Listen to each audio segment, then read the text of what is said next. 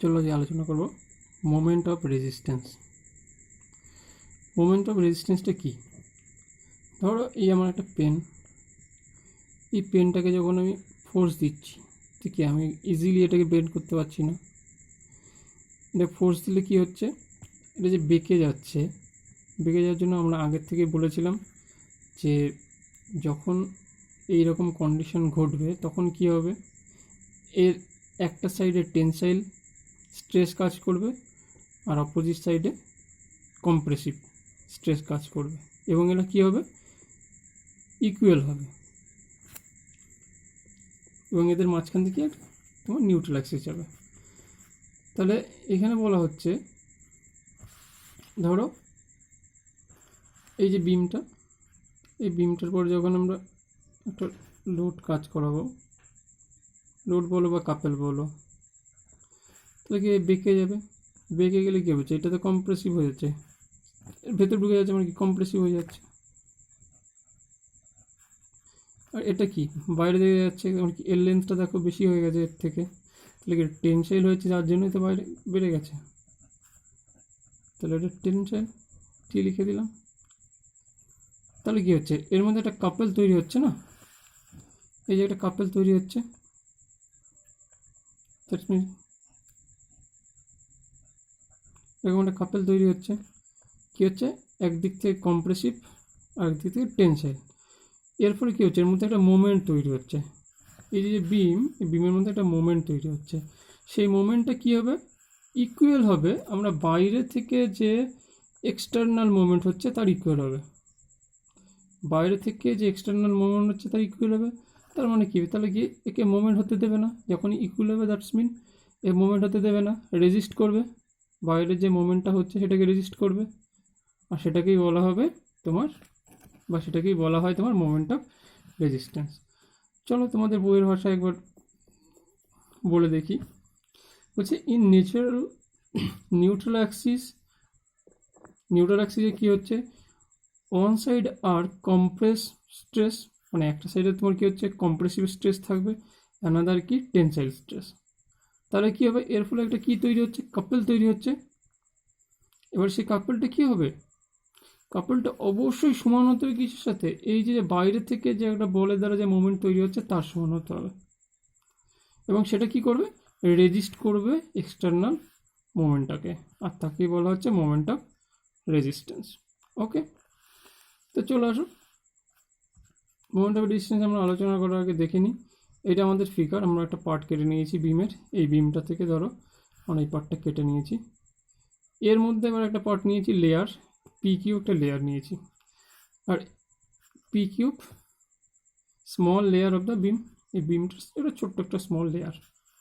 আচ্ছা, এন এটা কি, এন এটা হলো তোমার নিউট্রাল অ্যাক্সিস, এই বিমের নিউট্রাল অ্যাক্সিসটা আমরা এন এ দ্বারা ডিনোট করেছি। ওয়াই নিয়েছি, ওয়াইটা কি তোমার এই লেয়ার আর নিউট্রাল অ্যাক্সিসের মধ্যেকার ডিস্টেন্স। সিগমা দ্বারা আমার মধ্যে যে স্ট্রেস জেনারেট হচ্ছে সেই স্ট্রেস ইন্টেন্সিটিটা সিগমা দ্বারা ডিনোট করেছি। ডেল্টা এ, এটা কি এর যে এরিয়া সেটা হলো ডেল এ বা ডেল্টা এ।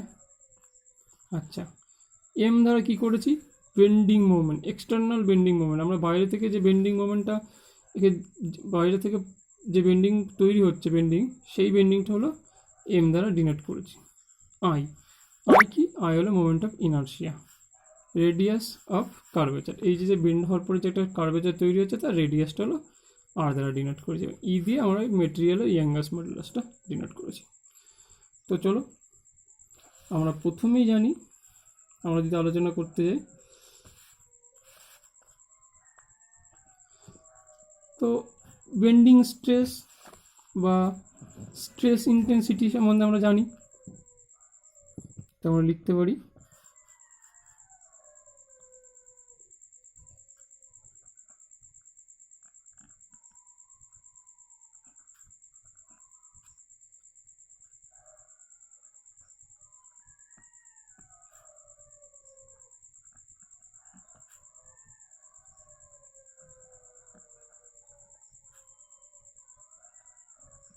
লেয়ার পি কিউব, আমরা এর আগেই করেছি সেটা, কি সেটা sigma equal to E by R into Y, এটা আমরা পেয়ে গেলাম। আচ্ছা, এটা পাওয়ার পরে আমরা টোটাল স্ট্রেস, ঠিক আছে, total stress of the layer, এই যে লেয়ারটা এই যে লেয়ারটার টোটালটা বের করব। এর আগেই আমরা যখন নিউট্রাল অ্যাক্সিস করেছিলাম তো টোটাল করতে গেলে কি করেছিলাম, এর যে স্ট্রেস এবং এর এরিয়া এটা গুণ করে দিয়েছিলাম। তাহলে আমরা বলতে পারি অতএব টোটাল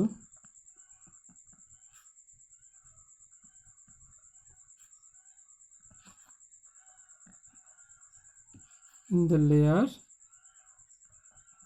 PQ সমান সমান কি জানি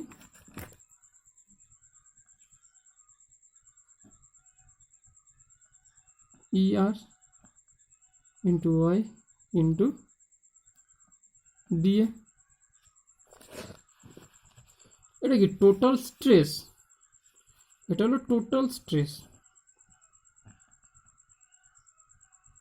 ওকে, এবার এই স্ট্রেসের ফলে কি হচ্ছে, এর ভিতরে একটা বেন্ডিং মোমেন্টের সৃষ্টি হচ্ছে। এর ফলে কি হচ্ছে, একটা বেন্ডিং মোমেন্টের সৃষ্টি হচ্ছে। তাহলে আমরা লিখতে পারি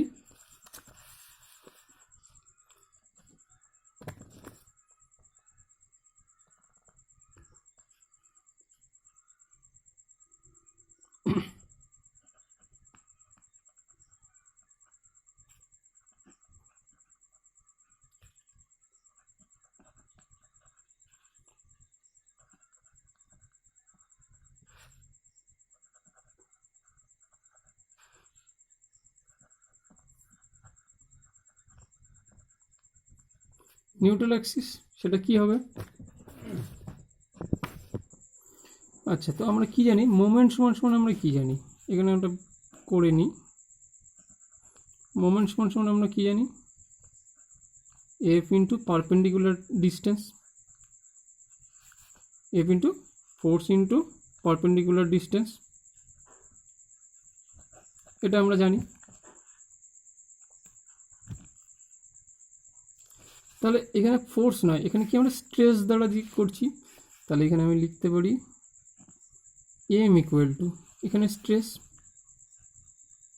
ই by R Y into DA. এবার পারপেন্ডিকুলার ডিস্টেন্সটা কি আছে, এই ডিস্টেন্সটা যেহেতু তোমার নিউট্রাল অ্যাক্সিসের সাপেক্ষে করেছে, তাহলে এই ডিস্টেন্সটা, এখানে স্ট্রেস, এর পারপেন্ডিকুলার ডিস্টেন্স এইটা, তাহলে into Y. So M equal to আমরা কি পেয়ে গেলাম, E by R Y square d A, এটা আমরা পেয়ে গেলাম। না এবার কি, তোমার টোটাল, এটা তো আমার শুধু একটা পার্টে বেরোলো, এবার টোটাল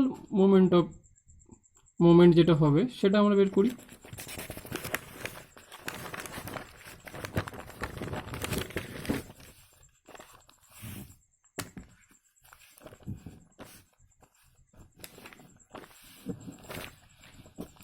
আমরা লিখে নিতে পারি অতএব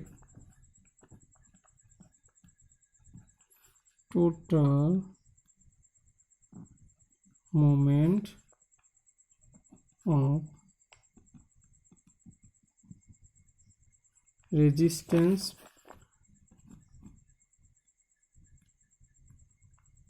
offered by the beam section সমান সমান কি এম, এটা সামেশন করে দিলে হয়ে যাবে E by R summation of Y square d A, এটা আমরা পেয়ে গেলাম। এবার আমরা একটা জিনিস দেখো, মোমেন্ট অফ ইনার্শিয়া সমান কি I,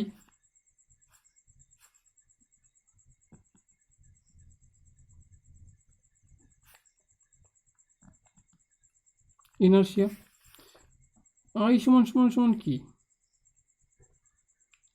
R square into M অথবা আর স্কোয়ার ইন্টু এ। তাহলে এইখানটায় যেটা আমরা পেয়েছি এইটা, এটা তো সমান সমান চাই ওয়াই সমান সমানই তো আর, মানে ডিস্টেন্স, আর এটা সমান সমান এরিয়া। তাহলে আমরা লিখতে পারি এখানটায়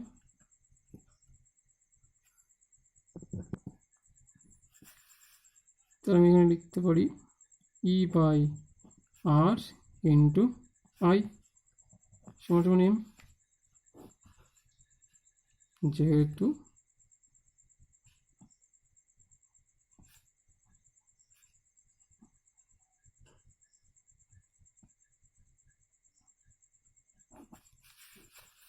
ওকে, এটা আমরা পেয়ে গেলাম। এবার আইটাকে যদি আমি এই পাশে নিয়ে আসি, এম বাই আই সমান সমান ই আর।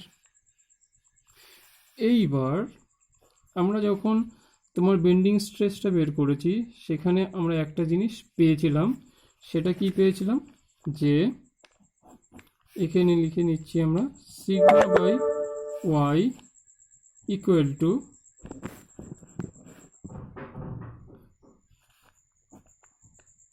ই বাই আর। তো আমি এটা লিখতে পারি M by R equal to M by I equal to E by R সমান সমান সিগমা বাই ওয়াই, এটা আমি লিখতে পারি। আর এইটা যেটা বেরোচ্ছে, এই যে ইকুয়েশনটা আমরা পেলাম, এটাই হলো আমাদের বেন্ডিং ইকুয়েশন, এটাই হলো আমাদের বেন্ডিং ইকুয়েশন। আর আমাদের যে মোমেন্ট অফ রেজিস্ট্যান্স সেটা হলো এই যে টোটাল মোমেন্ট অফ রেজিস্ট্যান্স, যেটা এটা বা এটা আমি বলতে পারো। ঠিক আছে, আশা করি তুমি পুরো লেকচারটা তোমরা বুঝতে পেরেছো। কোনো অসুবিধা থাকলে অবশ্যই কমেন্ট করে জানাবে।